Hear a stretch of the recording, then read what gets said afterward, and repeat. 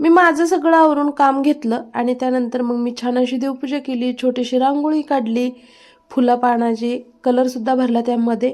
आणि हे दादाचं शर्ट घातले म्हणून लाडू इथं रुसला होता, बोलायला सुद्धा तयार नव्हतं बाळ मला.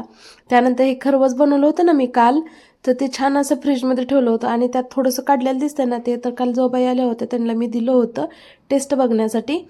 आणि वड्या होतील वाटलं मला, तर काय वड्या झाल्या आणि काय चुरात झाला, म्हणजे खिसच झाला. तर जाऊ दे म्हटलं, काय आपल्याला कधीही चावूनच खायचं आहे. आणि मला माहीतच होतं हेच होणार नाही, कारण मी चांगलं कडक असं भाजलेलं होतं तुपामध्ये. तर आता सगळं मी गार झाल्यानंतर मस्त असं काही वड्या बनल्यात. तर एक डब्बा घेतला आणि त्यामध्ये भरून आता हे फ्रीजमध्ये ठेवणार आहे. तर हवाबंद डब्यामध्ये हे 1 महिना राहतं बरं का. पण 1 महिना आपल्याकडे राहतच नाही, अगोदरच संपून जातं. आणि मला गावाकडे सुद्धा हे घेऊन जायचं आहे. नणंदबाईनं तर काही दूध पाळलेलं आहे देवाला दिवा लावेपर्यंत तुपाचा.